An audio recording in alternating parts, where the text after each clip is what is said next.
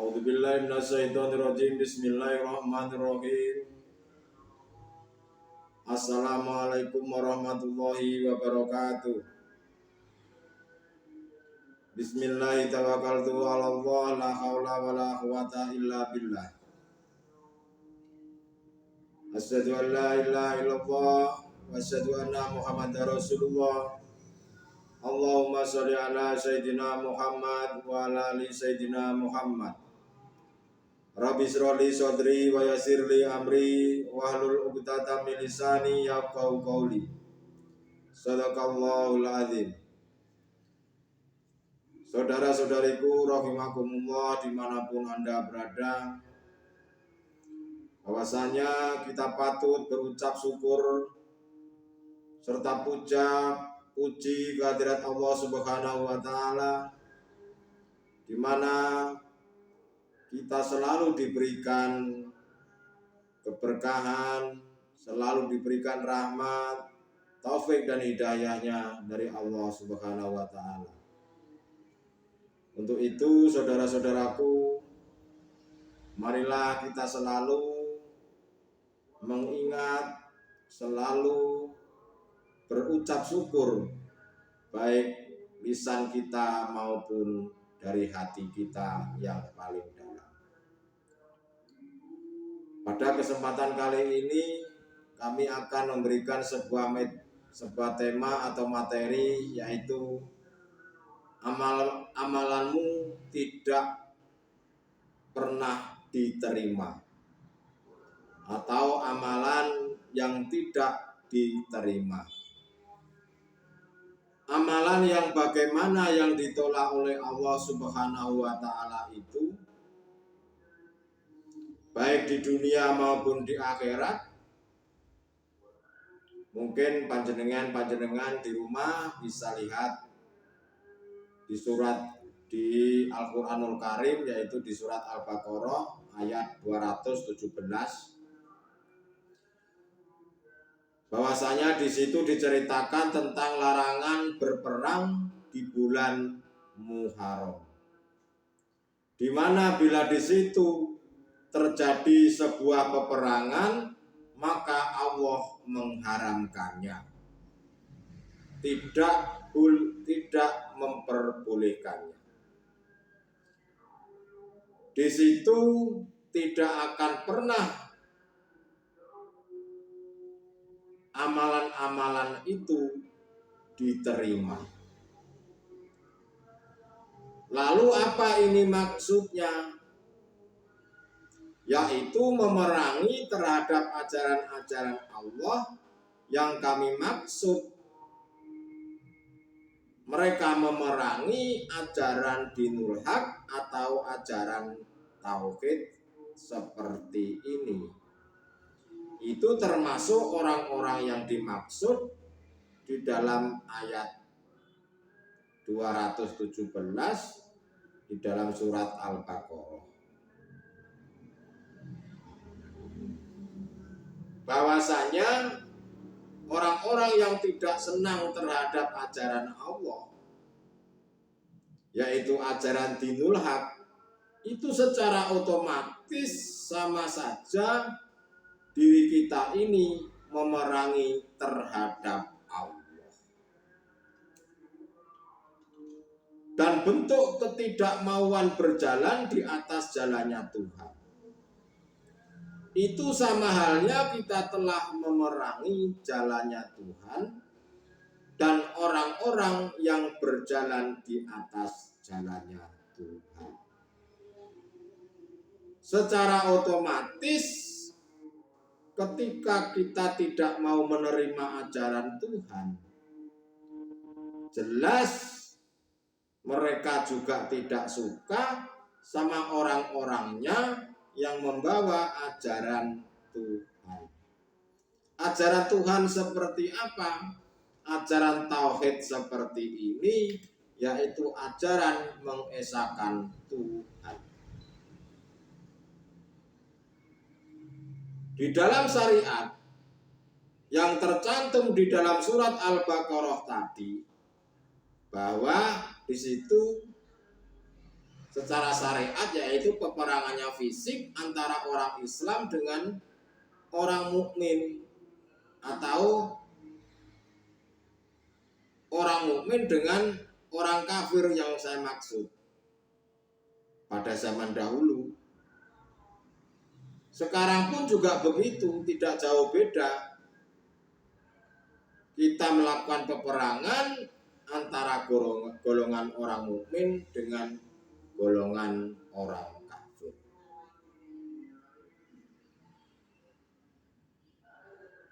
Cuman di sini kita tidak membahas secara syariat, tetapi kita akan membahas secara hakikatnya.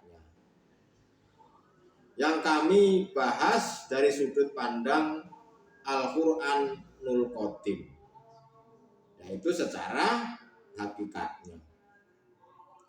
Dialah yang tidak mau menerima ajaran Tuhan, secara otomatis orang tersebut berjalannya pasti di atas jalannya hawa nafsu.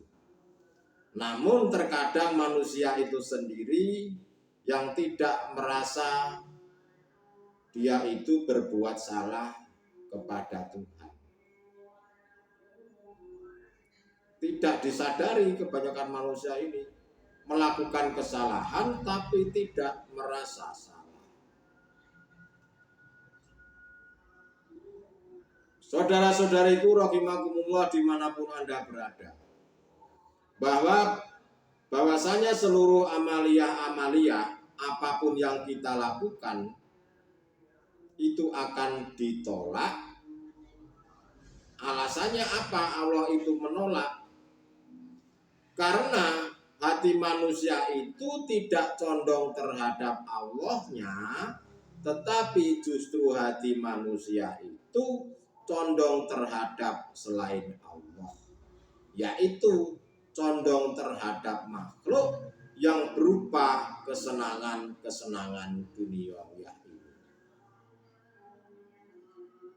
Marilah saudara-saudaraku kita periksa bersama hati kita masing-masing. Apakah kita ini masih menyembah pada Tuhan atau tidak? Di situ yang bisa menjawab adalah diri kita sendiri.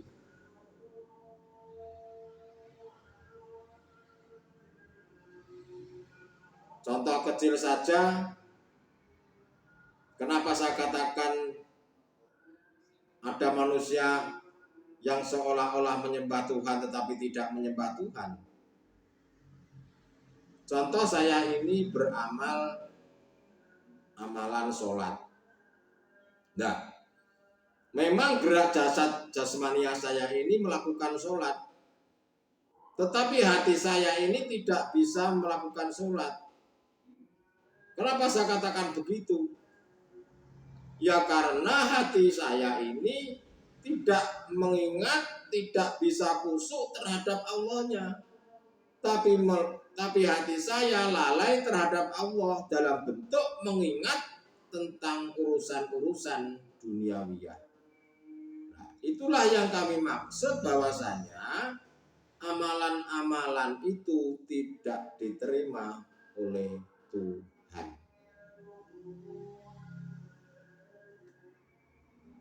Dan ini kebanyakan manusia itu sudah menjadi kebiasaannya umat manusia sampai mendarah daging. Tetapi kita tidak sadari, atau kita manusia itu kebanyakan tidak merasa, tidak menyadari bahwa hal-hal itu masih salah. Atau saya katakan kurang benar. Silakan kita semuanya periksa diri kita sendiri, periksa hati kita masing-masing, apakah kita di dalam sembahyang sudah bisa khusyuk atau belum. Kita beramal apapun sudah bisa condong kepada Allah atau belum. Karena amaliyah itu ada dua. yaitu yang pertama amalan yang ditolak habitat, dan yang kedua amalan yang diterima. Amalan apakah yang ditolak dan diterima itu? Amalan yang ditolak adalah jika manusia beramal apapun, entah itu zakat, entah itu puasa, entah itu berbuat kebaikan-kebaikan yang lain, itu ditolak. Sebabnya apa? Sebabnya karena hati ini tidak bisa melihat Allahnya, tetapi hati ini lalai terhadap Allah, alias tidak bisa condong terhadap Allah. Condongnya kepada siapa? Amalia-amalia itu ditolak. Ya condongnya terhadap duniawiyah ini. Nanti akan saya jelaskan di akhir kerohanian ini. Mengapa hal itu bisa terjadi? Jawabannya mudah. Jawabannya adalah karena kebanyakan manusia ini menolak tentang datangnya ajaran-ajaran kerohanian seperti ini, menolak ajaran dinul haq, menolak ajaran-ajaran pembersihan hati. Manusia itu mau sampai umur berapapun, kalau diri manusia itu tidak mau merubahnya, kalau manusia ini tidak memperhatikan kerohaniannya, sampai kiamat kubro tidak akan bisa berubah. Kalau diri manusia itu betul-betul tidak mau merubahnya. Amalan apapun, jika hatimu tidak menghadap Allah, maka amal itu semuanya pasti ditolak, bagaikan kapas-kapas yang berterbangan, alias amalan itu tidak ada faedahnya sama sekali.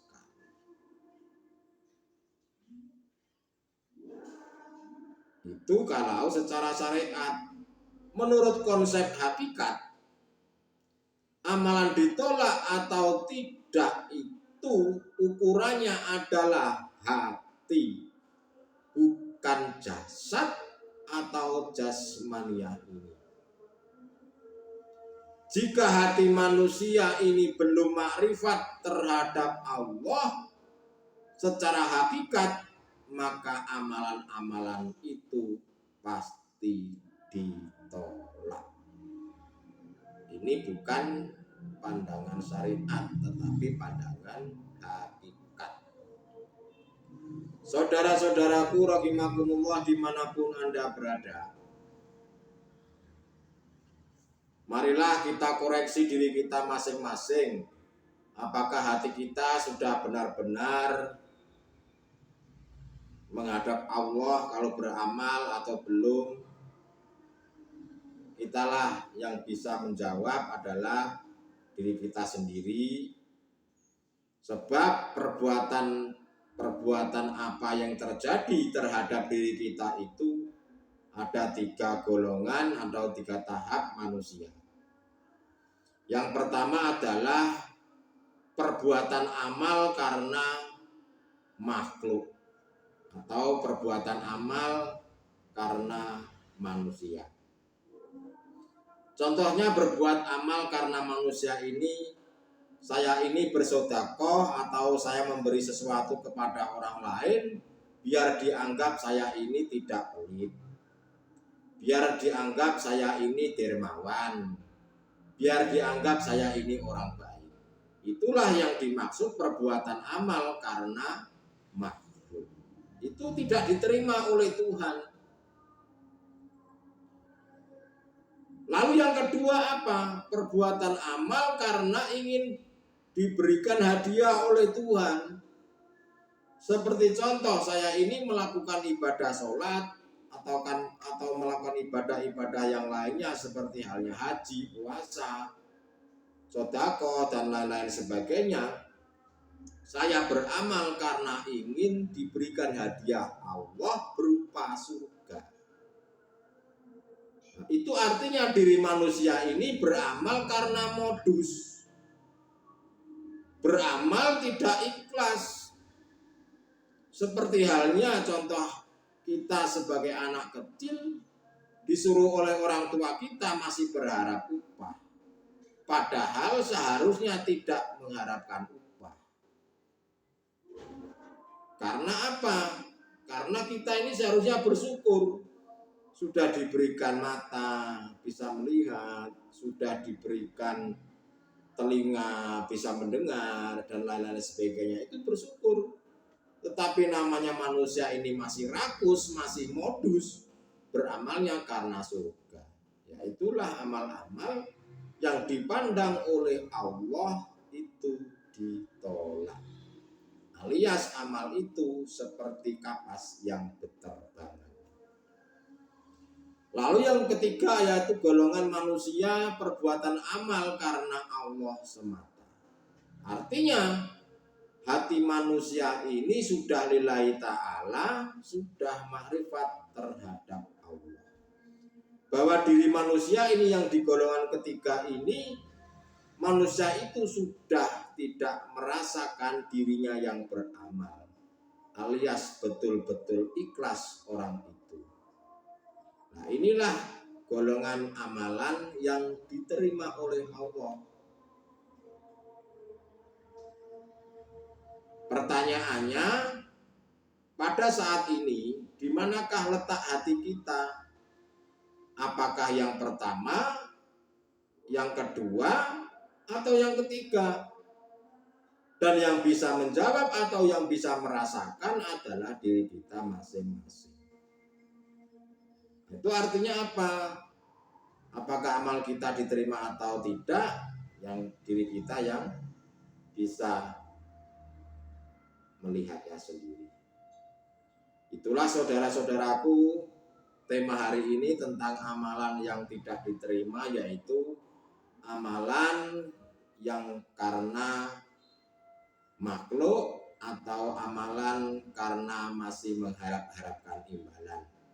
Tetapi amalan yang diterima adalah amalan yang sudah ikhlas, yaitu hati seorang manusia yang sudah duduk di ma'rifatullah. Itulah saudara-saudaraku yang baru bisa saya sampaikan. Semoga apa yang saya sampaikan ini menjadi sebuah ilmu yang bermanfaat. Syukur-syukur diamalkan di kehidupan sehari-hari.